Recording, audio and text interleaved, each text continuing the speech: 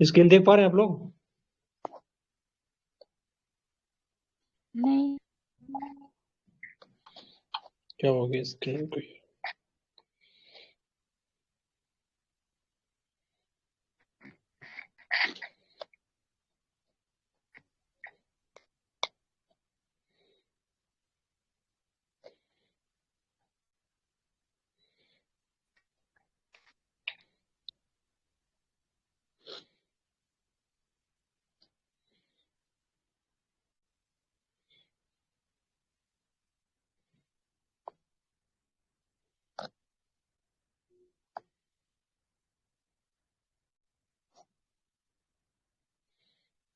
आप दिख पा रहे हैं स्क्रीन? हो रही है। Yes.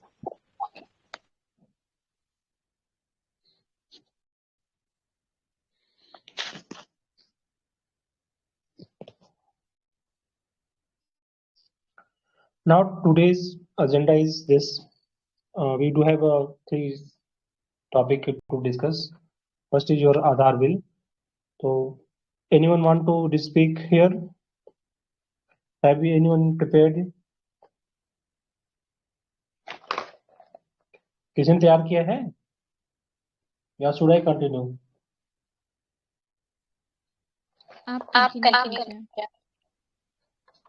Shashank, you have messaged me कि आप स्टार्ट करना चाहते हो. What is your level of preparation right now? Would you like to initiate? Shashank, head left. नहीं है अभी वो। Okay. This is a bill which is introduced in the Lok Sabha, and I think literature for that is in the first.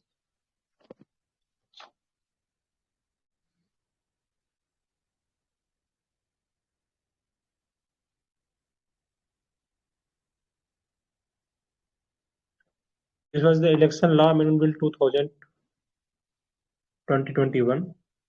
So it was proposed by Ministry of Law and Justice. Basically, any amendment done is done by the Ministry of Law and Justice. उनका एक ही काम होता ही है. तो basically they है propose. Actually जो हम लोग पढ़ते हैं ना, तो ज़्यादातर मैगजीन वगैरह से पढ़ते हैं, जिसका कोई फायदा नहीं होता है. तो ये देखिए, ये ओरिजिनल बिल है. आप लोग जब भी बिल पढ़िए तो ओरिजिनल PRS की वेबसाइट से पढ़ा करिए, ठीक है? तो this is the name of the bill, election law amendment act 2021. ये डेट है. इसका मैंडेट क्या है? Preliminary it was enacted by the 72nd year of the Republic of India. बहुत मतलब नहीं उसका, जो मतलब है काम का वो ये हमें समझना होगा.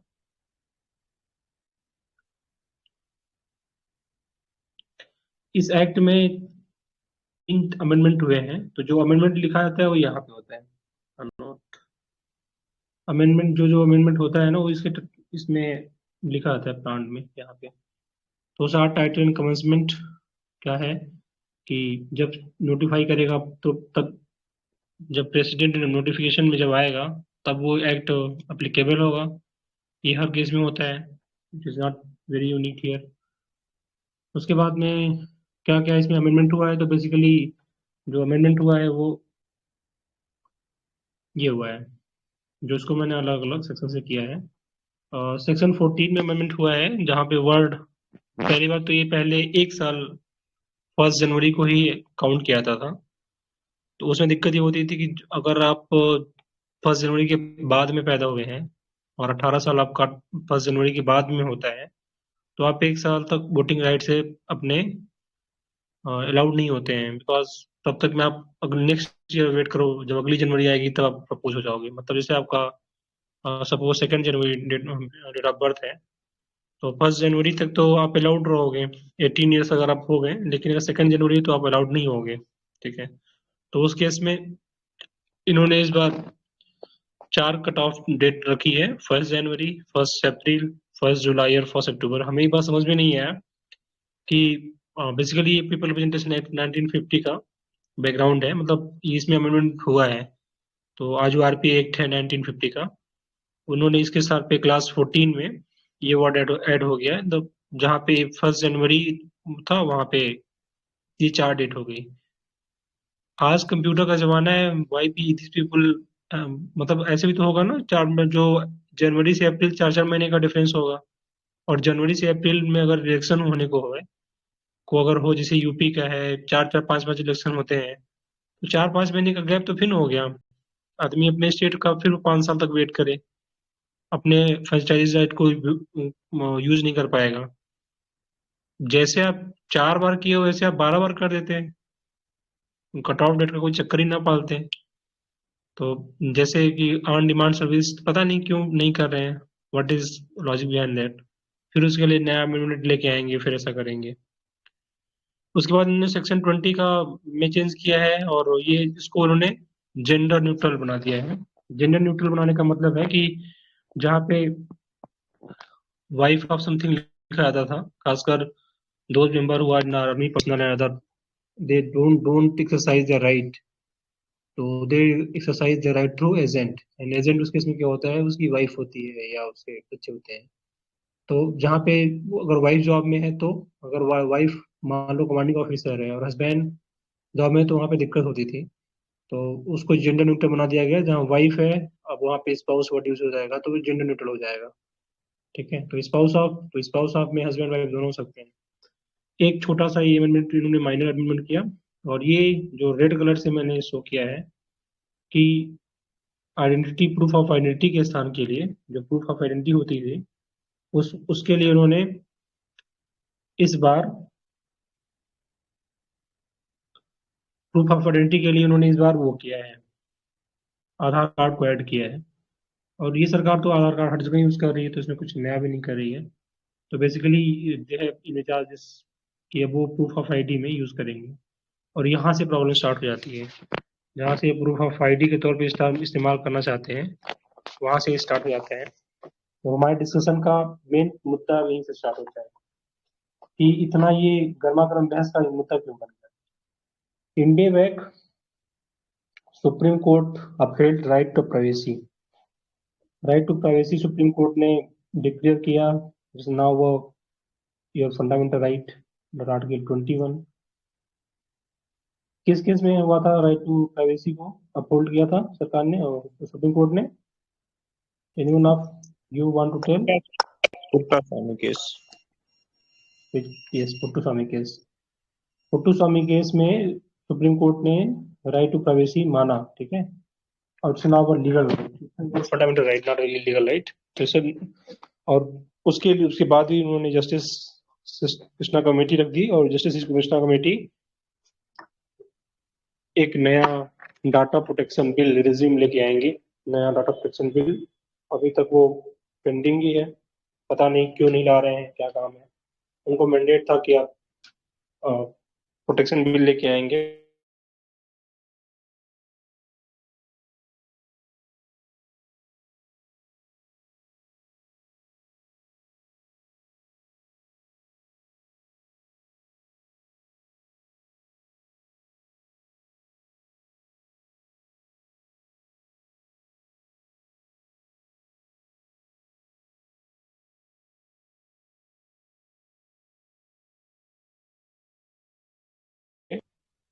हमें या तो data protection bill was proposed by the Mr. Justice Krishna Committee, but they don't have so far made this available। और इस पे भी उन्होंने अपना प्रपोजल तो दे दिया, what they have recommended, but उस पे कोई लॉ अभी तक बन नहीं पाया है। तो still in the drafting stage. ये सरकार में थोड़ा सा इस बार में है कि जो सिटीजन सेंट्रिक होता है उसमें थोड़ा सरकार लापरवाही करती है, और जहाँ पे उनको फायदा दिखता है वहां पे जल्दी जल्दी एक्शन लेते हैं। तो what are the concern behind this? तो there are 5 6 concern. Some concern is कि आधार, जैसे ही they will now use to it as a proof of identity, तो प्रूफ ऑफ आइडेंटिटी के तौर पे यूज नहीं कर सकते, because Aadhaar was not mean for that. Aadhaar was mean for only for welfare of scheme. Right to privacy भी encroach होती है कि बहुत सारे अगर डेटास को हम एक साथ में लिंक कर देंगे, और अगर मान लीजिए यूआईडीआई पे कभी किसी तरीके का साइबर अटैक हो गया तो ब्रीच, वो ब्रीच तक पूरी प्रॉब्लम हो जाएगा। आप वहां पे सिर्फ आधार कार्ड का डेटा लेगा और वो डेटा के बाद में आपकी बैंक आईडी हर जगह से आपने इसको ऐड कर दिया। इवन आपने अगर इलेक्शन कमीशन पे आईडी अगर जनरेट हो गया तो वो हो सकता है कि फर्जी आईडी बनाना शुरू कर दें, ये सब फंस जाओ।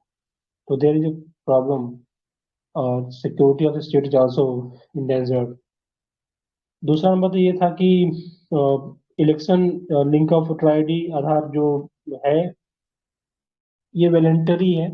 तो इसका इफेक्ट कितना होगा जब कोई चीज वॉलेंटरी होता है।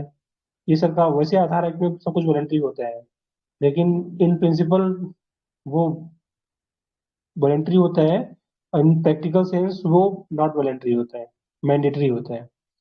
हर जगह के लिए वो आधार मैंडेटरी ही कर देते हैं। ठीक है, कागज पे लिखा होता है कि वॉलेंटरी। तो एक थोड़ा ये डाउटफुल ये भी है। दूसरा है कि जो फेक वोट इनका जो मैंडेट है, इसमें जो ऑब्जेक्टिव ऑफ द बिल है, अगर आप बिल के सेक्शन में जाएं तो बिल का ऑब्जेक्टिव लिखा होता है कि इनका मेन मकसद क्या है। तो बिल का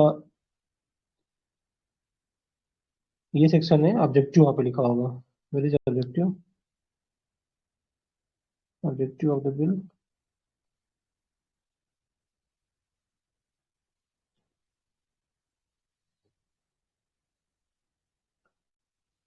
ओके, एक पेज इसका गैप हो गया। पार्ट 4 जो है उसमें ऑब्जेक्टिव लास्ट में पेज में हमेशा लिखा होता है ऑब्जेक्टिव।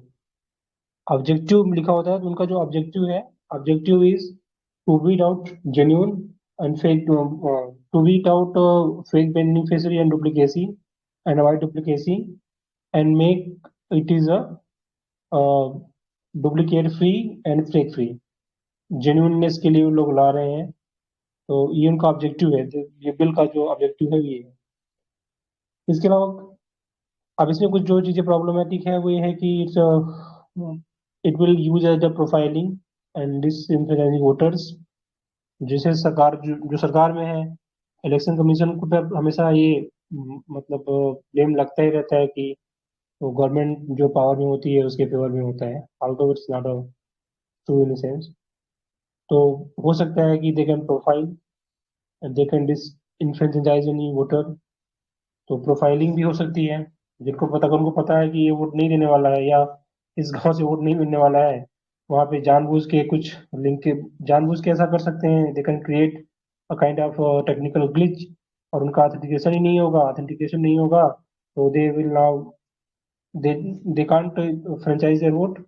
उनको और ये पता हो जाए कि सामने वाला मुझे वोट नहीं देने वाला है, और वो उसका वोट नल एंड वाइड हो जाए, तो उस केस में क्या हो सकता है कि जो पार्टी इन द पावर है उसके जीतने के चांसेस बढ़ जाएंगे। तो profiling and disinfluencing of voter is also possible in this act. They can tinkering the process of election.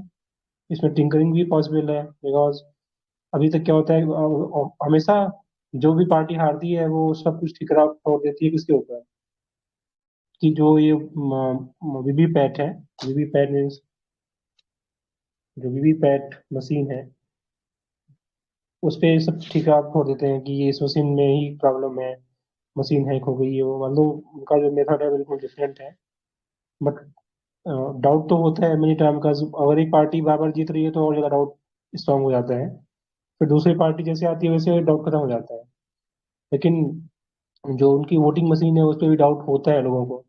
और जब इसमें आधार की टिंकरिंग हो सकता है तो आधार मतलब वो जो मशीन अभी तक क्या कहती है कि वो एक ऑडिट, जो जो वोटिंग मशीन होती है उसको बनाती सिर्फ अपनी गवर्नमेंट कंपनी भेड़ बनाती है उसको, ठीक है। और वो सिर्फ और सिर्फ इलेक्शन कमीशन के लिए बनाती है, और और किसी काम के नहीं बनाती है। अब भेड़ जो बनाती है फिर वो भेज देती है उनके पास में, इलेक्शन कमीशन के ऑफिसर्स होते हैं, फिर वो थर्ड पार्टी से ऑडिट कराते हैं। एक लंबा प्रोसेस होता है मशीन को कर कर मतलब रखने और भेजने में, और उसके बाद भी टिंकरिंग हो जाती है कभी कभी।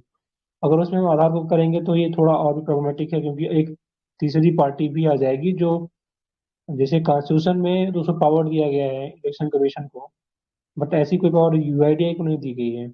UIDAI is not a constitutional body, it's just a statutory body. तो वहां पे थोड़ा टिंकरिंग की पॉसिबिलिटी हो सकती है। इसके बाद में जेंडर न्यूट्रल होने का फायदा तो है इस बिल का, it can also because some people in other government की it is not can't be used as a proof of residence. अगर proof of residence का यूज हो गया तो दिक्कत हो जाएगी। वैसे ही मिंट नहीं था, हर जगह सुप्रीम कोर्ट ने भी माना है कि ये सिर्फ वेलफेयर के लिए उपयोग किया जाएगा, इसका प्रूफ ऑफ रेजिडेंस में उपयोग नहीं करेंगे। और मान लीजिए कि कोई फर्जी तरीके से, जैसे इन्फिल्ट्रेटर्स हैं खासकर बॉर्डर एरियाज में, अगर वो लोग वोटर आईडी आधार कार्ड बनवा लिए फर्जी और उसके आधार पर उनका इलेक्शन कमीशन ने भी कार्ड दे दिया, तो फिर वो they now claim proof of citizenship. अगर इन्होंने वोट भी देना स्टार्ट कर दिया तो now they will be treated like a citizen of India. तो जो हमारी एक इंसाइन राइट है वो भी खत्म हो जाएगी। और it's also very much problematic in internal security का मसला हो जाएगा। तो इसको लेके भी डाउट है। और दूसरा ये कि सुप्रीम कोर्ट में पुट्टुस्वामी केस ऑलरेडी डिसाइडेड है और इसमें पैरेलल लेजिस्लेशन चल रहा है, तो it is not in competition of parliament itself. तो ये कुछ लोगों का ये कहना है, some group of the parliamentary also saying कि जो इसमें जो हम कर रहे हैं, मतलब जब कोई कोर्ट केस कोर्ट में चल रहा होता है तो वहां पे हम पैरेलल लेजिस्लेशन नहीं करते हैं। तो पहले डिसाइड हो जाए उसके बाद करें, but government is now very much active to pass this bill. Lok Sabha में बात भी हो गया था। इसके अलावा एक इशू इससे संबंधित था कि प्रिंसिपल सेक्रेटरी ने पीएम जो प्रिंसिपल सेक्रेटरी हैं IAS ऑफिसर, उन्होंने सीसी को अपने साथ बुला लिया था। तो एक इशू इससे भी बन गया था। इट इज ऑफ द मतलब टॉपिक है, उसका कोई रिलेशन इस प्रोसेस से संबंधित रिलेशन नहीं था। उसके बाद में दूसरा ये था कि आई थिंक 5-6 पॉइंट तो मैंने इसमें डिस्कस कर दिया। 5-6 पॉइंट है इसमें, इसके अलावा तो कुछ है नहीं। Anyone of you want to add? कोई कुछ ऐड करना चाहता है आप कुछ? सर सफिशिएंट है। जी, सफिशिएंट है सर, सारे पॉइंट हैं। कुछ पॉइंट अगर मिस हो गए तो आप लोग बता दीजिए, एक आध पॉइंट जो ऐड करना चाहते हैं। एक्चुअल में इंडियन एक्सप्रेस में ये कई दिन तक इसी सीरीज चली थी, तो वहीं से मैंने इसको किया है। और इसके अलावा शायद मैंने बता दिया है, मतलब इसे 6-7 ही पॉइंट था। तो एक पॉइंट यही है कि डिडप्लिकेशन को रोकना था, मल्टीपल क्वालिफाइंग डेट होनी चाहिए, जेंडर न्यूट्रलिटी हो गया, उसके बाद में कोई मैंडेटरी नहीं था, मास को डिसइंफ्रेंचाइज करना की जा सकता था, और कोई डाटा प्रोटेक्शन लॉ नहीं है। तो एक प्रॉब्लम ये भी है। प्राइवेसी कंसर्न ऑलरेडी अपने आप में एक बड़ा सा कंसर्न है। और गवर्नमेंट का जो स्टैंड है वो सही है कि वॉलंटरी है, तो किसी को के ऊपर दबाव नहीं है। तो वॉलंटरी है तो पास क्यों कर रहे हो? इसके अलावा डिसइंफ्रेंचाइज करने का रिस्क भी है, एक बड़ा सा रिस्क है। लेकिन गवर्नमेंट का स्टैंड ये है कि इसमें किसी का नाम तो ऐड हम कर नहीं रहे इलेक्टोरल रोल में, तो जब हम रोल में ऐड कर ही नहीं रहे तो किसी को हम डिसइंफ्रेंचाइज कहाँ कर रहे हैं। लेकिन दूसरा वे आउट है कि अगर किसी का आधार, मान लीजिए आपका पहले से पिक कार्ड है और आपको पता है कि आप इस पार्टी को वोट नहीं देने वाले हो, और हो सकता है कि आपका आधार मिसमैच कर दे और फिर आप डिसफ्रेंचाइज हो जाओ। कोई ऐसी अथॉरिटी नहीं है कि जहाँ आप अपील कर सको। और वैसे भी वोट के लिए कोई सुप्रीम कोर्ट थोड़ी जाएगा, 50 लाख की किसमें वोट देगा? तो ये सारी चीजें हैं। इसके अलावा हम वे फॉरवर्ड ले सकते हैं कि we need a very comprehensive legislation. एक एरर फ्री इलेक्टोरल रोल का होना जरूरी है। It's a sine qua non for free and fair election. However government को कम्प्रिहेंसिव बिल लाना चाहिए जो प्रॉपर डिस्कशन के बाद हो। इसके अलावा क्लैरिफिकेशन भी जरूरी है। ये बिल शुड की स्पेसिफाई करे खुद बिल कि कितने एक्सटेंट तक ये डेटा को शेयर करेंगे। कि जैसे मान लीजिए सिर्फ ये प्रूफ करना हो कि XYZ का नाम ही सही है, इसका नाम सही है, डेट ऑफ बर्थ सही है, ठीक है। ये प्रूफ करना हो कि ये मांग रहे हो, जैसे मान लीजिए इस ग्रुप से जुड़ने के लिए मैं आपसे मांगूं, आप अपना रोल नंबर दीजिए, आप अपना हाई स्कूल का रोल नंबर दीजिए, आपका डेट ऑफ बर्थ दीजिए, मतलब दुनिया भर की 25 चीजें आपसे मांगना शुरू करूं, तो आप खुद कहोगे ना, डाउट हो जाएगी कि आप क्यों मांग क्यों रहे हो। यहाँ पे हाँ ठीक है, बहुत नाम जानना जरूरी है, लड़का है या लड़की है, एग्जाम दे रहा है या नहीं दे रहा है, इतना पर्याप्त है। तो उतना ही उतना भी मतलब बिल में मैंडेट हो जाए कि जो आधार कार्ड से उनके सिर्फ और सिर्फ 2-3 चीजें ही वो वेरीफाई करेंगे, तो डाउट खत्म हो जाएगा। लेकिन ये इस बिल में पूरे तरीके से ये डिस्क्लोज ही नहीं है, तो क्योंकि ये स्टैंडिंग कमेटी के पास में नहीं गया है, और सरकारें ज्यादातर चाहती हैं कि उनके पास डेटा हो, तो अब डेटा की जरूरत हर किसी को होती है। आई थिंक इसके अलावा और कुछ तो आर्टिकल नहीं है, और आर्टिकल कुछ इंपॉर्टेंट है इससे संबंधित। आर्टिकल 15 टू क्या है आर्टिकल?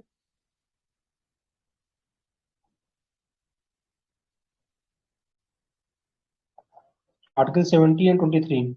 आप में से कोई बताए आर्टिकल 15(2) में क्या है?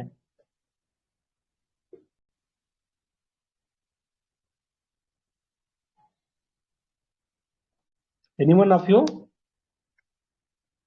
5 लोग हैं यार, कोई बताया नहीं रहे, क्या बात है, पढ़े नहीं है क्या?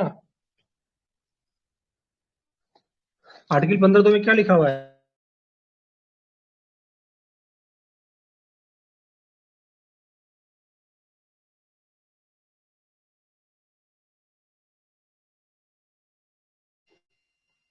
आर्टिकल 15 टू सर यही है कि मतलब किसी रिलीजन के आधार पे, कास्ट के आधार पे, सेक्स के आधार पे, इन सब के आधार पे कोई डिस्क्रिमिनेशन नहीं होगा ग्राउंड लेवल पे किसी से।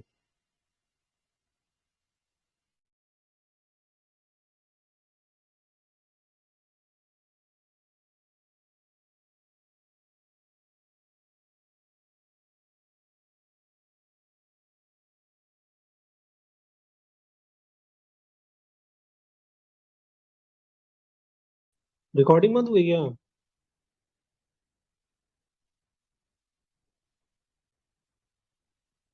आज कोई बोल नहीं, मजा नहीं आ रहा, सच में मजा नहीं आ रहा है बिल्कुल भी। आर्टिकल 15 ये कहता है कि it's provision of discrimination on ground religion, race के साथ सेक्स ऑफ बर्थ के आधार पे होगा। और दूसरा जो आर्टिकल 17 है वो कहता है कि एबोलिशन ऑफ अनटचेबिलिटी। और आर्टिकल 23 जो है वो बताता है आपके prohibition of traffic in human being and. ये तीनों इस लॉ से जरूरी, मतलब जरूरी है, तीनों इस लॉ में कवर्ड है। और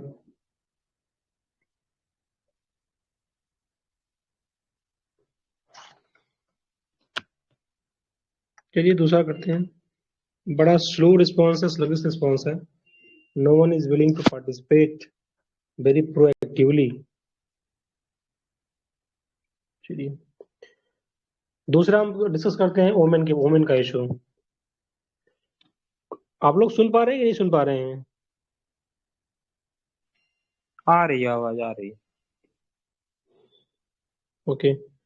सेकेंड इशू जो है वो है वोमेन से संबंधित है।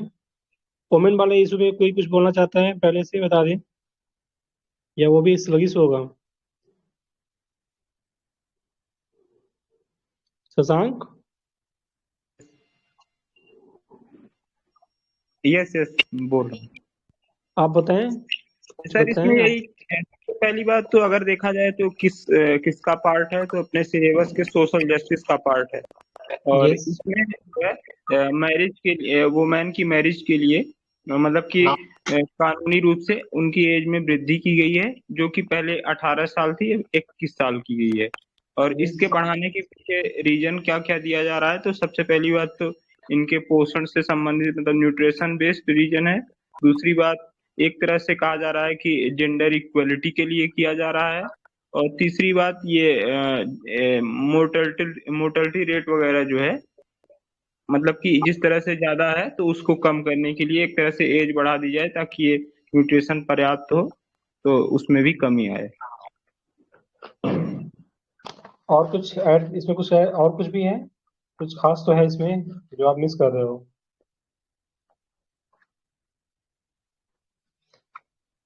Any one of you? इसके अलावा?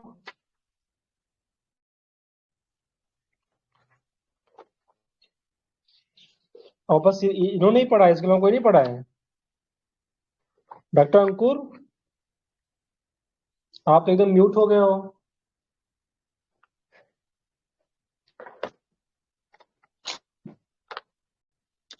अंकुर ji, I am waiting your response brother.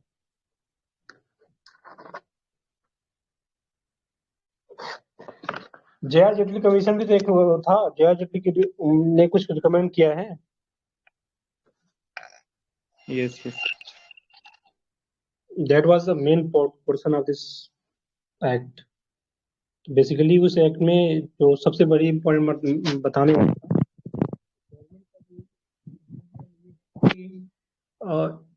Actual में हम इससे बढ़ाने के दो तीन फायदे होंगे। एक, कुछ उनके हेल्थ सोशियो इंडिकेटर्स हैं। एक्चुअली जया जेटली को ये मैंडेट दिया गया था इस जया जेटली कमीशन को, कि वो लिंकेज को समझाएं कि अगर जो मैरिज की एज है उसका लिंकेज कैसा है हेल्थ इंडिकेटर से। दूसरा ये कि उसका एजुकेशन से क्या संबंध होगा। और तीसरा मैंडेट, उनको टोटल 16 मैंडेट दिए गए थे। और तीसरा जो मैंडेट था वो ये था कि इससे उनकी न्यूट्रिशन लेवल में क्या डिफरेंस है, न्यूट्रिशन लेवल का क्या को रिलेशन है उनके हेल्थ इंडिकेटर से और उनके मैरिज से।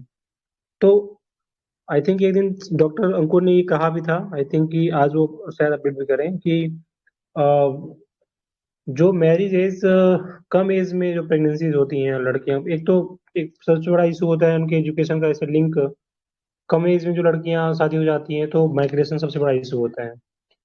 दूसरा ये कि ना हमारे जो मतलब पेट्रियार्कल माइंड सेट है वो ये प्रूफ कर देता है कि लड़कियों को आज भी they are considered as burden. तो अगर शादी की एज बढ़ जाएगी तो 2-3 साल एक्सेस टाइम मिलने के बाद वो आराम से पढ़ाई कंटिन्यू कर पाएंगी। तो उससे पहले अगर शादियां होंगी तो प्रॉब्लम, मतलब उसके लिए प्यूरिटी एक्शंस होंगे, जेल जाएगा आदमी या दिक्कत होगी, लीगलाइज नहीं कर पाएंगे। तो धीरे धीरे आज नहीं 10 साल 20 साल 25 साल के बाद कहीं ना कहीं स्टेबल पोजीशन आ जाएगी, अगर हम बहुत प्रोग्रेसिव अगर हैं इस मामले में पॉजिटिव सोच रहे हैं तो। लेकिन उसका एक दूसरा कंसर्न, दूसरा पहलू ये है कि अगर हम कम से कम एज में शादी कर रहे हैं तो उसके लिए आईपीसी में अलग अलग से प्रोविजंस हैं, अभी भी प्रोविजंस हैं आईपीसी में, और उनका प्रॉपर यूज नहीं कर पा रहे हो। बहुत बहुत शादियां 18 साल से कम लड़कियों की अभी भी हो रही है। और उसके लिए हमारे पास बहुत सारे एक्ट हैं, बहुत सारे आईपीसी में प्रोविजन है जिनका हम धड़ल्ले से उपयोग नहीं करते हैं। एक नया इंस्टीट्यूट लाने के बाद में सिर्फ डिस्कशन हो जाएगा और परेशान टाइप का होगा कि जो लड़के या लड़कियां लव मैरिज करेंगे स्पेशल मैरिज एक्ट में उनको परेशान किया जाएगा। अभी भी ये होता है ज्यादातर केसेस में कि अगर फैमिली के अगेंस्ट में अगर कोई इंटरकास्ट मैरिजेस कर रहा है स्पेशल मैरिज एक्ट में, तो अभी उनके ऊपर दुनिया भर के केसेस लगते हैं, जो जो वास्तव में लगने चाहिए तब, जो कि विलफुल परिवार वाले खुद करते हैं 18 साल के पहले।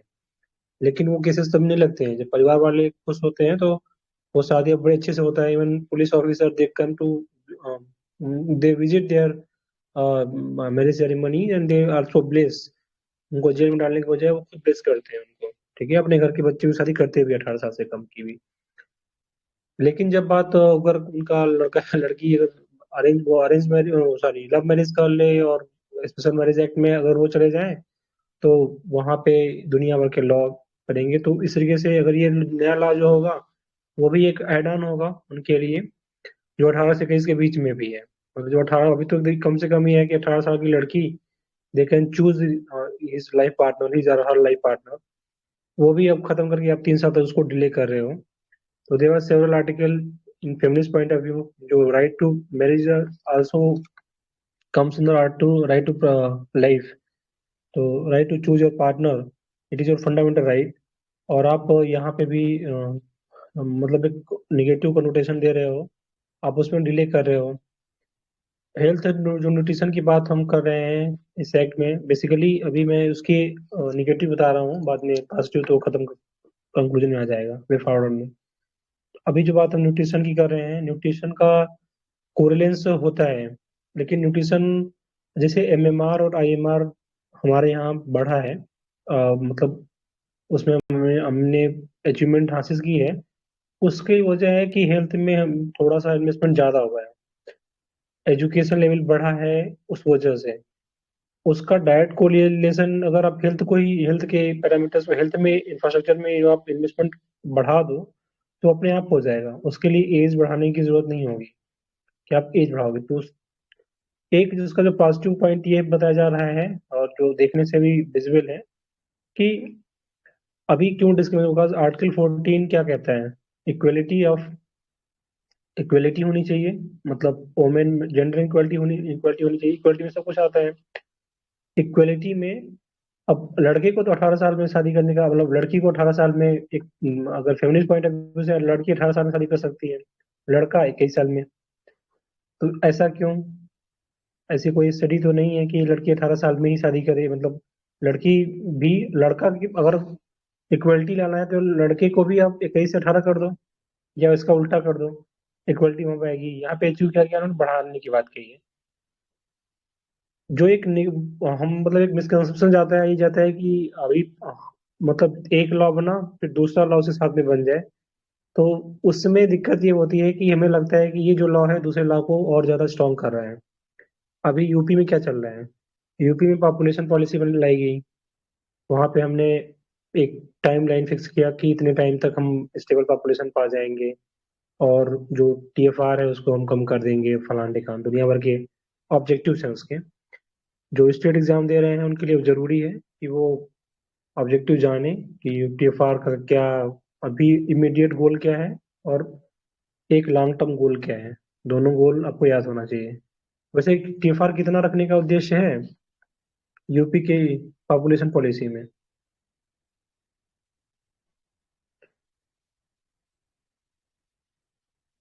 बताएं। 2.1 है क्या सर? 2.1। और ये कब तक के लिए टारगेट है? 2030। एक 2025 के लिए या 2030 के लिए ना, दो टारगेट रखे गए हैं शायद। 2026 2030। 2026 और 30 साल 30। तो वो जो टारगेट रखे गए हैं, वो उस टारगेट को इसके कंटिन्यूटी में आ जाए कि मैरिज एज बढ़ा दो, तो ऐसा लगता है कि पॉपुलेशन कंट्रोल के लिए होगा, लेकिन इसका पॉपुलेशन कंट्रोल से कोई लेना देना नहीं है। ये बिल जो है वो लड़कियों के जय जेटली के रिकमेंडेशन के आधार पे है, और 5-6 पॉइंट आपने बताया है, दो आर द वैलिड पॉइंट्स।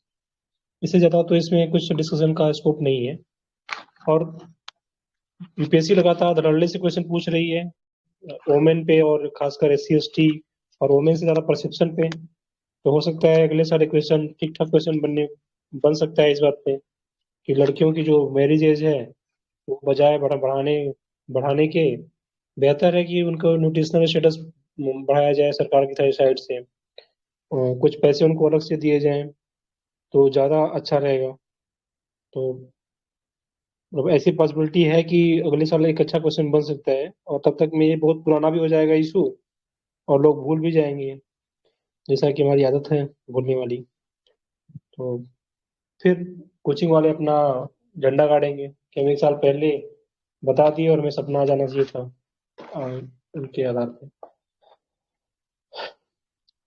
हमें इस समय कंक्लूजन में करना चाहें तो what is required to empower disadvantage women and respect their reproductive right is not a simple waving of legislation meant to raise the marriages beyond 18. We require investment in reverse the fundamental structural disadvantages that women who may early face. Measures that will enable the disadvantaged to complete their education.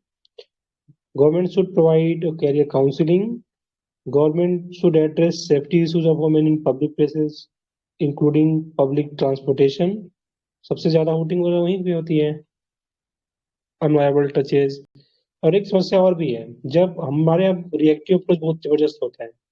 Reactive approach का मतलब है कि निर्भया कांड हुआ, उसके बाद भी इतना खतरनाक बिल लाया गया, और उसमें मतलब इतना वेग्यू वेग्यू वर्ड यूज किया गया कि मतलब उसको अनवाइड पावर दी, इतना ज्यादा पावर दे दिया गया कि पुलिस वाले का मन करे तो जिसको चाहे वो आराम से, और लड़की को घूरना, लड़की को देखना। अब क्या कोई आई का लेंस लेके बैठेगा कि लड़की घूर रहा है या लड़की को देख रहा है? मतलब ऐसे ऐसे वर्ड यूज किया गया है, दिस आर जस्ट एडजेक्टिव्स। तो ये जो रिएक्टिव अप्रोच है गवर्नमेंट का वो खत्म हो जाना चाहिए। ठीक है, कई बार और कई केसेस में ऐसा होता है कि लड़की लड़के आराम से बात कर रहे हैं, सब कुछ कर रहे हैं, अगर घर वालों ने देख लिया और लड़की के बिना इच्छा के या लड़के के बिना इच्छा के वो केसेस उनके ऊपर घर वालों के दबाव में ला दिए जाते हैं। तो ये बड़ा इशू है जो डिस्क्रिमिनेशन को बढ़ावा देता है। Women's right to make informed marriage decision is a their fundamental right, whether or not to marry between 18 and 20, that should also be taken care of। लड़की का ही मन मान लीजिए करे कि 18 से 20 साल शादी करना चाहे, ये उनकी राइट है। आप इस राइट को नहीं इन्फ्लुएंस कर सकते हो। इसके अलावा उनको बताइए, मतलब उनको एजुकेशन के बहुत सारे चांसेस हो सकते हैं, और कैसा कोई कोरिलेशन भी नहीं है। It is very hasty decision. Imperative of जो मोर्टेलिटी का है, ये भी थोड़ा अपने आप में घटिया है, क्योंकि अ, इसका कोई हेल्थ का ऐसा कोई स्टडीज डेटा ऐसा कोई सपोर्ट में नहीं है। जो हम NHFS 4 और NHFS 5 में बात करते हैं कि एक अच्छा खासा जो इनका प्रोपोर्शन डिक्लाइन हुआ है, लगभग 27% से 23%। 2019 मतलब 16-17 में शायद ये 27% था, और 2019-20 में वो घट के 23% हो गया। एक्चुअल में ये जो डेटा है वो राइट टू एजुकेशन की वजह से है। और राइट टू एजुकेशन में जो हम मिड डे मील स्कीम और ये सब चीज़ें देते हैं, उनकी वजह से लड़कियों का एनरोलमेंट हुआ, लड़कियों का न्यूट्रिशन वैल्यू न्यूट्रिशन स्टेटस में फायदा हुआ। इसको हम इस वे में ना सोचें कि रूल बना के सॉल्व कर सकते हैं, बल्कि हमने कुछ इंटाइटलमेंट बढ़ाए हैं, सरकार ने कुछ इंटाइटलमेंट दिए हैं, तो उससे इनका जो हेल्थ इंडिकेटर बढ़ा हुआ है। तो सरकार को उस साइड में भी सोचना चाहिए। तो यही 7-8 पॉइंट हैं, मतलब 6-7 पॉइंट हम ऐड कर सकते हैं। एक तो राइट टू हैव, मतलब राइट टू मैरिज के लिए भी खुद, अगर लड़की इन्फॉर्म चॉइस की टर्न कर रही है, और तो उसे करने देना चाहिए, उसकी राइट को नहीं ब्रेक करना चाहिए, सरकार को उसकी वैल्यू देनी चाहिए, because these are the enshrined the constitution. और दूसरा ये है कि हमें हेल्थ पैरामीटर बढ़ाने के लिए और दूसरे जो उपाय हैं, जैसे NHFS 5 और 6 सर्वे में हुआ है, उनको भी हम, मतलब उनमें और ज्यादा तेजी लाएं। तो इंडिकेट ये उनका जो हेल्थ स्टेटस है, न्यूट्रिशन स्टेटस है, बढ़ जाएगा। बजाय लेजिस्लेशन के लिए, लेजिस्लेशन से कभी वो चीजें नहीं होती हैं।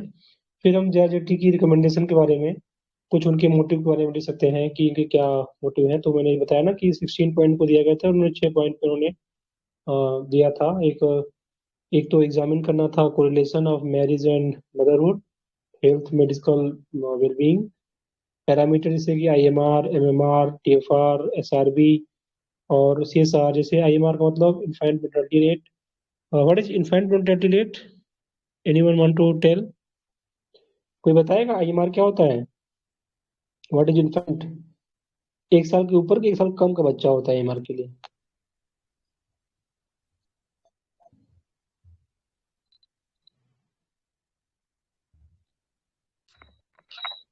सर 1 साल से कम का मतलब कि जो भी 1 लाख में 1,000 में कितने बच्चे स्वस्थ जन्म ले रहे हैं, तो वो जो है ये क्या है, IMR है कि MMR है वो? नहीं IMR तो है 1 साल के अंदर का। और MMR?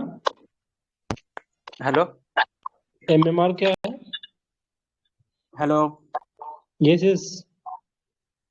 हेलो हाँ बोलिए, कौन बोलना चाह रहे हैं? IMR है वो 1,000 बच्चे जितने हैं वो पर 1,000 1 ईयर से पहले जिनकी ना मोर्टेलिटी हो जा रही है। ओके, और और SRB क्या होता क्या है? MMR SRB? SRB SRB का क्या फुल फॉर्म है? Sex rate at birth. Sorry, sex ratio at birth. अच्छा सेक्स रेशियो एट बर्थ हो गया कि जो जितना पैदा हो रहे हैं तो पर 1,000 मेल कितनी फीमेल पैदा हो रही है? 1000 पे है कि वो लैख पे है? 1,000 ओके, ठीक है। और तो ये जो की पैरामीटर्स हैं, IMR, MMR, TFR, SRB और CSR, इनके आपकी वैल्यू, इनको इनकी डेफिनेशंस को हमें पहले से पढ़ना चाहिए, ठीक है, बिना पढ़े हुए नहीं कर पाएंगे। डेफिनेशन तो पढ़ना चाहिए, बेसिकली पता होना चाहिए एग्जैक्ट क्या है।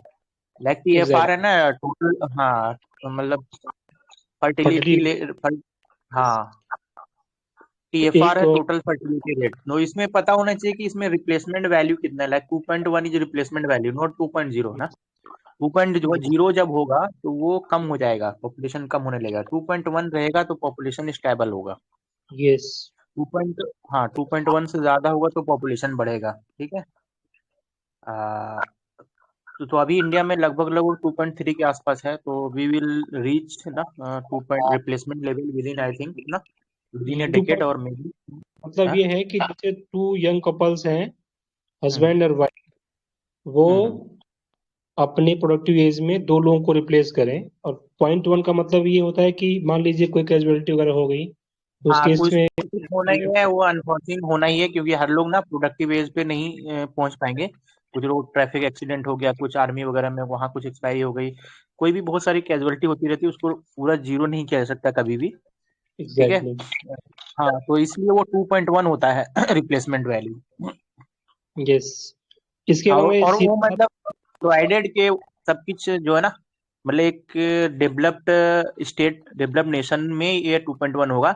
अब मान लीजिए कहीं पे बहुत ज्यादा, जैसे अफगानिस्तान हो गया, सीरिया वो है, वहाँ पे बहुत ज्यादा लोग, मोर्टेलिटी ज्यादा है किसी भी कारण, तो वहाँ पे तो रिप्लेसमेंट रेट जो हो वो बढ़ जाएगा ना, क्योंकि बहुत लोग मारे जा रहे हैं। लेकिन ऐसे नो जो नॉर्मली जनरली एक प्रॉस्परस स्टेट है जहाँ बहुत ज्यादा ऐसे कोई एक्सट्रीमिज्म कुछ ऐसा नहीं है, अपार्ट फ्रॉम जो नेचुरल जो डिजीज की वजह से जो डेथ होगी, कुछ एक्सीडेंट वगैरह की वजह से जो डेथ होगी, उसको कंसर्न, उसको मिला के वो 2.1 होता है रिप्लेसमेंट।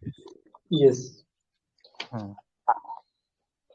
तो ये जो 3 इंडिकेटर्स हैं वो याद करिए, याद होना जरूरी है। और कई बार डेटा डायरेक्ट इंटरव्यू में पूछा भी जाता है, जैसा कि बिल्कुल पूछा जाएगा पर्टिकुलरली ना, अगर आपका कुछ भी कहीं से भी हेल्थ से अगर कुछ मेडिकल फील्ड से कुछ लेना देना तो पूछा जाएगा। ऐसे भी पता होना चाहिए ना एग्जैक्टली फ्लो को, मतलब एग्जैक्ट डेटा तो नहीं पूछा चाहिए, लाइक कितना है, जैसे MMR का कितना है, अब 127 है कि कितना है, 120 है, बहुत, अब मतलब इतना रफली होना चाहिए। 110 भी बता दियो, 120 बता दिया तो ठीक है, लेकिन अब उसको बता दिया कि तो ये बोल दिया 40 बता दिया तो, या फिर 500 बता दिया तो नहीं चलेगा। मतलब थोड़ा सा पता होना चाहिए, खास करके पता होना चाहिए कि ट्रेंड जो है वो मतलब बढ़ रहा है कि घट रहा है। एग्जैक्टली।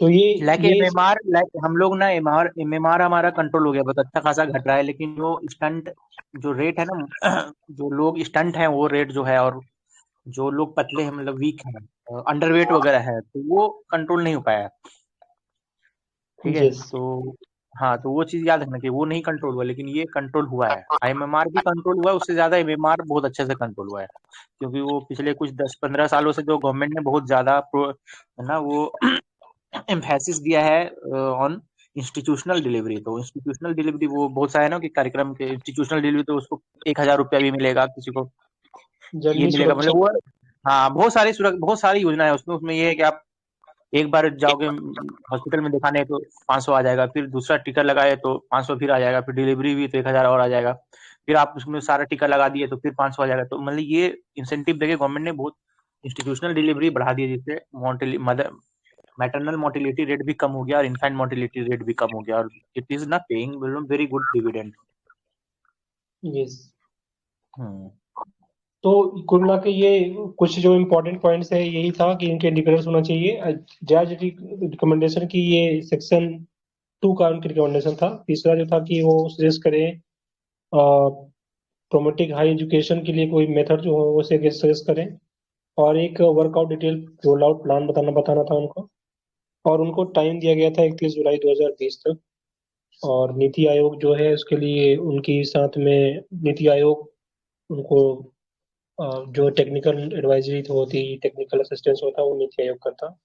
तो ये जेटली की जो रिकमेंडेशंस है वो इम्पोर्टेंट है। कुछ सरकार ने माना भी और कुछ सरकार ने नहीं भी माना। और अभी डॉक्टर साहब ने भी बताया कुछ इंडिकेटर्स हैं, इंडिकेटर्स आपको याद होने चाहिए। और इंडिकेटर्स से ज़्यादा वैल्यूज, खासकर IMR, MMR और TFR तो ये बिल्कुल याद होना चाहिए। और ये NCERT में भी कवर्ड है, मृणाल के लेक्चर में भी कवर्ड है। और अगर आप लोग कहेंगे तो I can make a video on that, I can tell you in that video itself। तो फिजिबिलिटी इसकी क्या है, बेसिकली ये जो लॉ है वो 18 साल जो था वैसे भी कैसे आया ये कैलकुलेशन भगवान जाने। 1900 के आसपास में एक कैलकुलेशन हुआ था, उसके बाद सारदा एक्ट लाया गया। सारदा एक्ट में फिर एज को बढ़ाया घटाया, हमेशा टाइम के समय बढ़ाया घटाया गया है। तो वैसे भी कुछ जो सर्वे हैं वो सर्वे बताते हैं कि अभी भी इंडिया में 18 साल से लगभग 5 में से एक लड़कियां हैं, अराउंड 20%, जो जिनकी शादी 18 साल से कम में हो जाती है और वो मदर भी 18 साल से कम में बन जाती है। तो ऐसे बहुत सारे सर्वेज हैं जिनके रिकमेंडेड, मतलब जिनके सर्वे आते हैं और ऐसी इन चीजों को, मतलब इसमें पहले से प्रॉब्लमेटिक है, मतलब ऑलरेडी 18 से 18 में ही इतनी ज्यादा शादियां हैं हो रही हैं, तो आप 21 करोगे तो बहुत ज्यादा ये शेयर बढ़ जाएगा। तो ये अपने आप में एक प्रॉब्लमेटिक था। ठीक है, इस ये हो गया राइट ऑन राइट्स पे, हो गया वुमेन राइट पे। और अगर आपको पढ़ना है तो इंडियन एक्सप्रेस में एक आर्टिकल आया हुआ था, और 3-4 दिन के आर्टिकल है, आप चाहें तो उसको पढ़ सकते हैं। मैं लिंक शेयर कर दूंगा। ठीक है, तो एक तो इंडियन एक्सप्रेस में एक उनकी एक्सपीरियंस सीरीज आई थी, और जिस दिन ये बिल लाया गया था उसके आसपास में ही आप एक्सपीरियंस सीरीज ही पढ़ सकते हैं। और ओमेन ऑन राइट करके एक आर्टिकल आया था सृजन, ये डायरेक्टर है अक्ष centre equity and wellbeing Mumbai की। इनका भी एक आर्टिकल इंडियन एक्सप्रेस में छपा हुआ था, लीड आर्टिकल था। उसका टाइटल था कि women women marriage, women on rights, ये उनका टाइटल था। इसमें उन्होंने वेल एक्सप्लेन किया हुआ है कुछ राइट्स के बारे में। खुद ये डायरेक्टर रही है अक्ष सेंटर की, तो 2-3 आप वहां से कर सकते हैं। अब जो मैगजीन में पढ़ेंगे वो बिल्कुल फैक्चुअल होगा, उसको आप वहां से कुछ भी एसेस नहीं कर पाएंगे, बता नहीं पाएंगे, उस पोजीशन में नहीं रहेंगे। न्यूज़पेपर में पढ़िए, कई दिन आर्टिकल आते हैं तो वो आर्टिकल आपको थोड़ा सा इनआर्टिकुलेबिलिटी बढ़ाते हैं, तो how can you comprehend that the things, otherwise वो दिमाग में आएगा ही नहीं, आप रट्टा मारोगे। तीसरा जो डिस्कशन एजेंडा है, कोई कुछ बोल रहा है क्या? Doctor, you want to speaking something? No no no,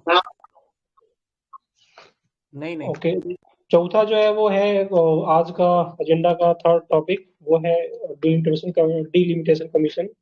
ये बहुत छोटा सा आर्टिकल है। डिलिमिटेशन होता क्या है बेसिकली, एक्चुअल में क्या होती है पॉपुलेशन, कुछ कोई बताना चाहेगा व्हाट इज डिलिमिटेशन?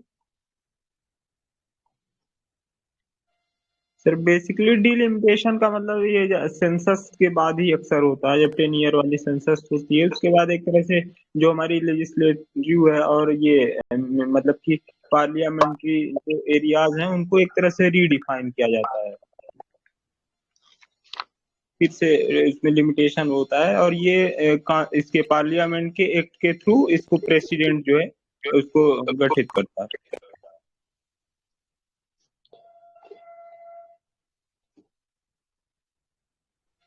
मतलब मेन मोटिव रहता है कि जैसे जैसे पॉपुलेशन बढ़ रही है तो उसके अकॉर्डिंग जो है इक्वल अमाउंट में जैसे सीटों का बंटवारा हो, तो एक तरह से रीडिफाइन होता है।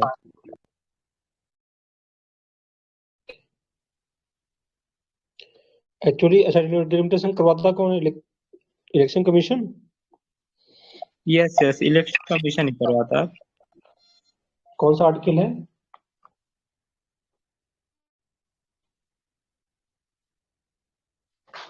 आर्टिकल 82 शायद। डॉक्टर साहब आपको याद है कोई आर्टिकल? आर्टिकल 327, 324 जो है वो इलेक्शन कमीशन से है, 327 है शायद ये। एक बार देख लीजिएगा इलेक्शन कमीशन के लिए। 327 में ये बात है। तो बेसिकली ये रिड्रॉ करता है बाउंड्रीज को, और उसके कुछ पैरामीटर्स हैं, उनके क्राइटेरिया हैं। ये इशू क्यों रहा है, बैकग्राउंड समझिए। बेसिकली जम्मू कश्मीर नया स्टेट बना और यूनियन टेरिटरी, तो अब उनको वैसे ही जैसे हर स्टेट के लिए पॉपुलेशन के जो फिगर्स हैं एडजस्ट करना पड़ता है कि 1 लाख पे कम से कम एक कम से कम 10 लाख के आसपास फिक्स वैल्यू रहे, इससे कम करना रिप्रेजेंटेशन हो। तो इस रिप्रेजेंटेशन को फिक्स करने के लिए वो क्राइटेरिया यूज करते हैं पॉपुलेशन का, और उसके लिए वो तय करते हैं कि 1991 का पॉपुलेशन लेंगे, कट ऑफ की 2001, हर 10 साल में इलेक्शन कमीशन वो पॉपुलेशन फिगर आता है रजिस्ट्रार जनरल ऑफ इंडिया से। तो उस फिगर के आधार पे वो पॉपुलेशन को स्टेबल करते हैं कि हर इक्वल रिप्रेजेंटेशन बना रहे, पर बाउंड मतलब जितने भी स्टेट हैं, चाहे छोटा हो चाहे बड़ा हो, लगभग 10 लाख, एक एमपी या एमपी जो है वो शायद 10 लाख पॉपुलेशन को रिप्रेजेंट करे, ऐसा वो फिगर एडजस्ट करके चलते हैं कैलकुलेशन के थ्रू। तो यहाँ पे जो प्रॉब्लम है वो जम्मू कश्मीर की पॉपुलेशन का इन्होंने फिगर लिया है, और इन्होंने जो सेंसस में जो जो डेटा लिया है वो 2011 का लिया है, और रेस्ट ऑफ इंडिया के शायद 1991 का डेटा है।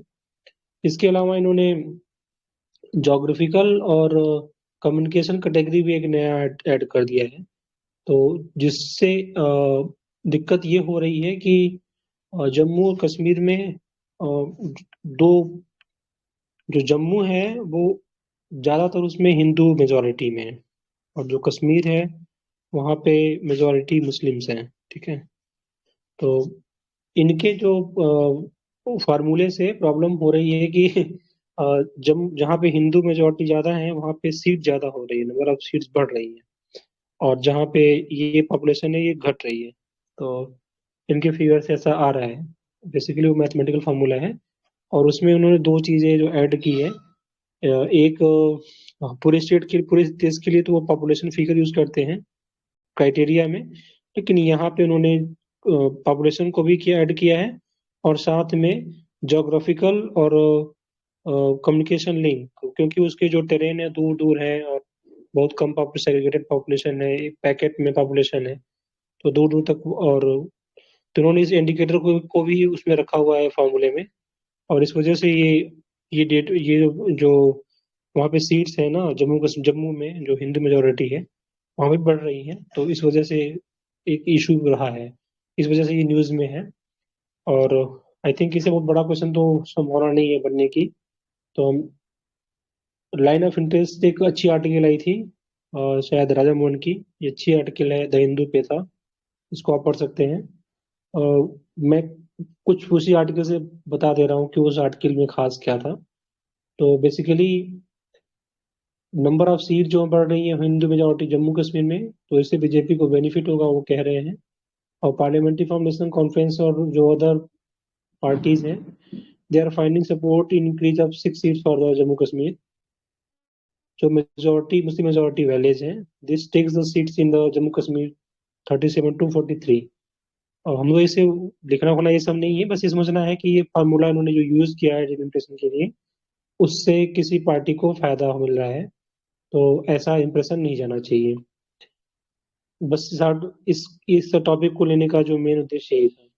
इसके अलावा डिलिमिटेशन कमीशन जो अभी शशांक ने बताया कि delimitation commission article 327 I think शायद 327 ही है, it is done by election commission, और ये इनकी रूटीन एक्सरसाइज होती है। दे फिक्स रूल, उनका मेन जो उद्देश्य होता है वो होता है क्राइटेरिया को सेट करना, टेरिटोरियल इंटेग्रिटी को, टेरिटोरियल एक्सटेंट को जो है वो स्पेसिफिक रखना चाहते हैं, 10 लाख का समथिंग 1 लाख, एक फिक्स न्यूमेरिकल वैल्यू के ऊपर रखना चाहते हैं कि हर स्टेट चाहे छोटा हो चाहे बड़ा हो वहाँ का एमपी और एमएलए जो है वो उतना, मतलब दो तरीके हो सकते हैं ना। अगर आप एक परसेप्शन बनाए, मतलब एक तरीके से सोचें, यूपी की पॉपुलेशन कितनी है, 20 करोड़ है, और यूपी में विधानसभा की सीटें कितनी है, how many seats are Vidhan Sabha in UP? 403। 403 है, और पॉपुलेशन 20 करोड़ के आसपास है ना,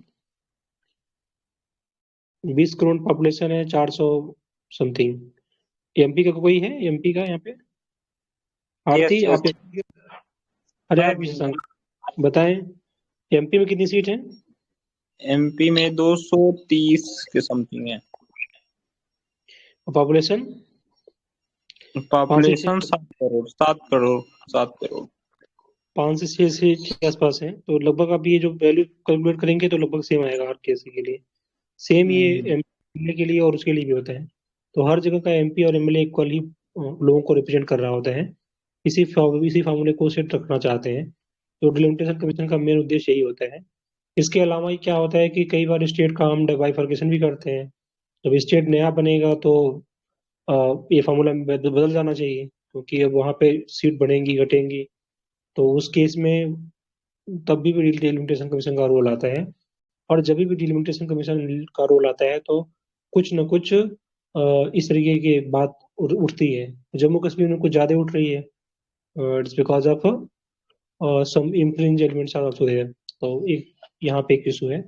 और इसको हम पढ़ सकते हैं कि डिलिमिटेशन कमीशन कैसी बॉडी होती है। इट्स कॉन्स्टिट्यूशनल बॉडी और statutory body. What type of body is this?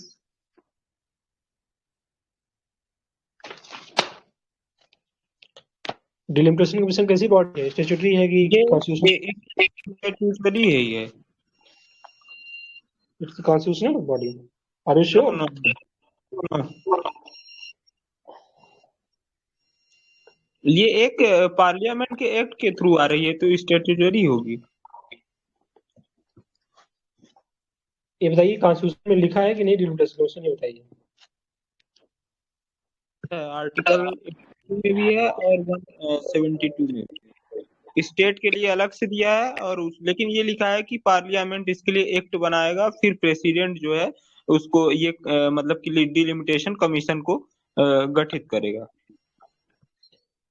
तो जब एक कॉन्स्टिट्यूशन में मैंडेट है तो इसका अगर कमीशन करेंगे तो ये प्रेसिडेंट बना रहा है तो हमको तो नहीं लगता कि इसको कॉन्स्टिट्यूशनल मानना चाहिए। It's a constitutional body, there is no doubt. There is no doubt it's a constitutional body, not a statutory body. People representative act जो है वो स्टैट्यूटरी बॉडी में आएगा, ये नहीं आएगा। ठीक है, आज का सेशन यहीं तक था। अब हम बात करते हैं तीन को इसी आधार पे क्वेश्चन करने की।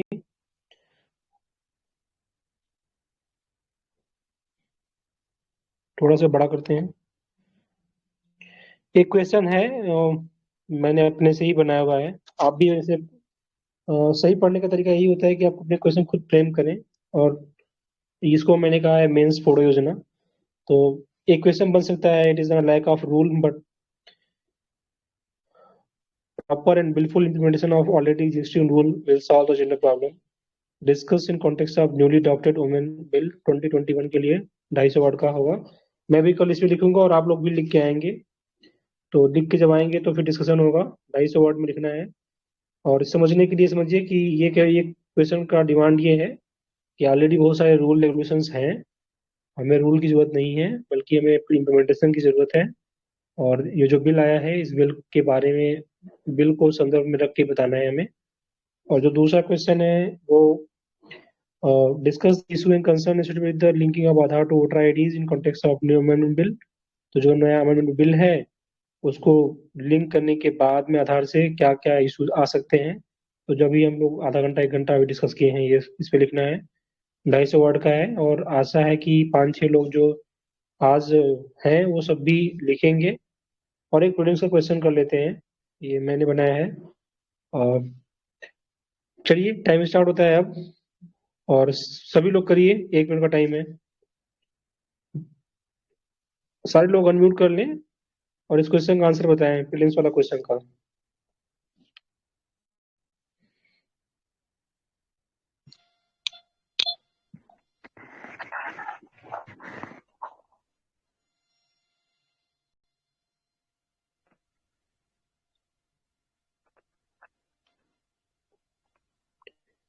एक मिनट हो गया, बताएं। ABCD।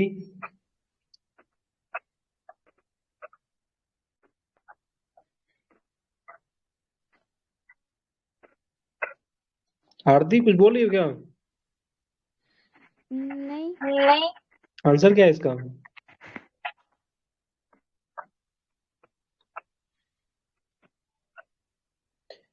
National education roll purification education programme, UIDAI ने लॉन्च किया है पहला। दूसरा जो है इसका ऑब्जेक्टिव है वो है टोटल ईरर फ्री ऑथेंटिकेशन। सी सी सी कितने लोग कह रहे हैं?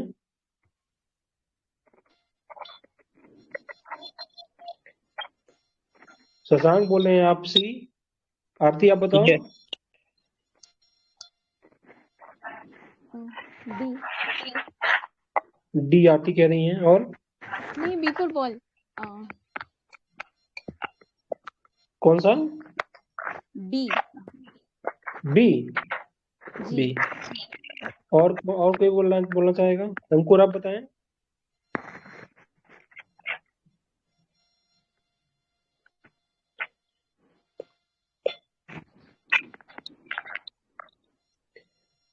और कोई बताना चाहेगा? डॉक्टर साहब हैं कि चले गए?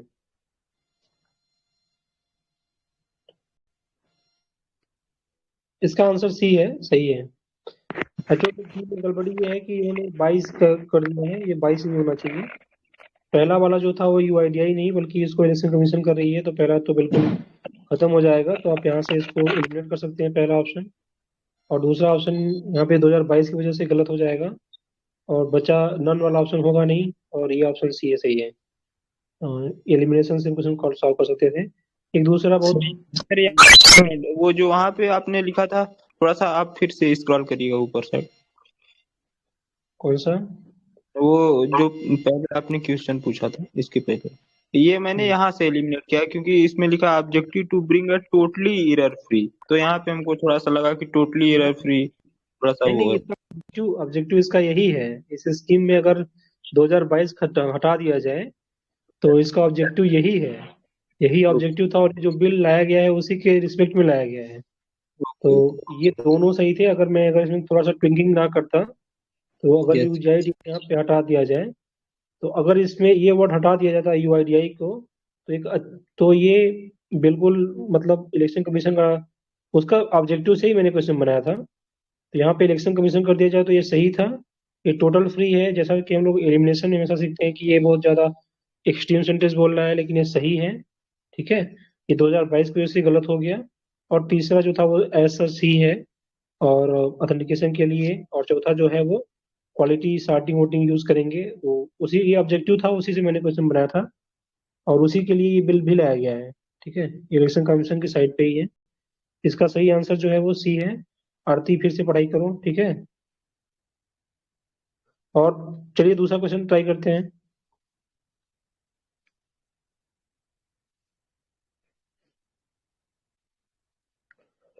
ये बहुत सिंपल क्वेश्चन है।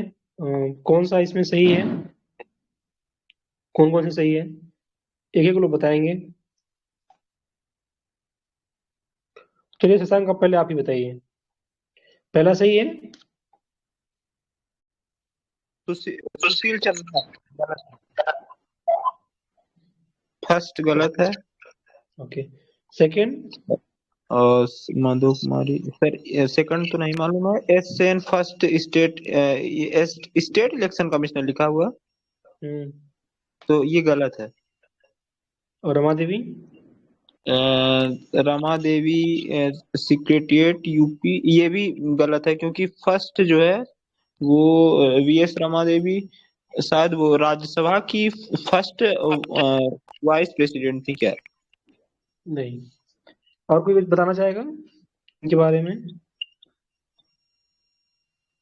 और रमा देवी वुमेन इलेक्शन कमिश्नर भी रह चुकी हैं फर्स्ट, इस women election. Yes yes first woman commission होती है। ठीक। यस यस ये पहला भी गलत है, इसमें सुनील अरोड़ा नहीं, इसमें सुशील चंद्रा है। यस और दूसरा मधु कुमार है। और तीसरा जो एसएन के बारे में था, एसएन पहले स्टेट इलेक्शन कमीशन। एक्चुअली ये गलत हो गया, इसमें फर्स्ट ईसी लिखा हुआ है, ये फर्स्ट स्टेट नहीं लिखा हुआ है। ठीक है, वो फर्स्ट ईसी लिखा हुआ है। ओके तो पहले ये बड़ा सही था इसका आंसर। तो पहले कमिश्नर भी थे, वो सीएसी भी थे पहले। दूसरा जो थे वो मधु कुमार, वो गलत है, एक्चुअली में ये यूपी के हैं। और यूपी के मधु कुमार जो है वो पंचायत वाले के लिए चीफ इलेक्शन कमिश्नर हैं। तो वहां से इलेक्शन कमिश्नर ऑफ स्टेट है। ठीक है, तो ये झरना टाइप का स्टेट टाइप का क्वेश्चन है, बस इसके अलावा कुछ नहीं था। तो that's all for today. Hope कि आप लोगों को ये सेशन अच्छा लगा होगा, और यू कैन स्टार में रेटिंग कर देना। ठीक है।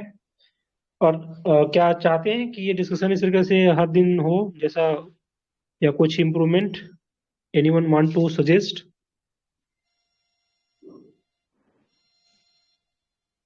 सर सेशन तो अच्छा है, यही एक थोड़ा सा टाइम बाउंडेशन रहता है, उसके बावजूद भी हल्का सा ज्यादा बढ़ जाता है टाइम। ये सही रहता है। इसको हम सिर्फ देखने की कोशिश करेंगे, लेकिन ये क्योंकि 1 घंटा पूरा चला गया, लेकिन बहुत ज्यादा, क्योंकि हम दूसरों के रिव्यूज भी लेते हैं तो टाइम लगता है, ये इस वजह से। और इसको कम किया जाएगा, इसको 1 घंटे में ही खत्म किया जाएगा, लेकिन ये कि इस तरह से हम आगे भी अपेक्षा यही है कि आप लोग पहले से लिख के लाएं, तो जल्दी जल्दी हो पाएगा, क्योंकि कई बार रिपीटेड टॉपिक ही ऑफ द बीट टॉपिक ही बताया जाता है, जो गलत होता है। और तीसरा ये कि सेशन में 4-5 ही लोग होते हैं तो बहुत मजा भी नहीं आता, तो थोड़े से और भी लोग आए तो मजा आएगा। एक आज के लिए हमने एक प्लान बनाया है, अ, उसका हम वो डेमो दिखाना चाहते हैं।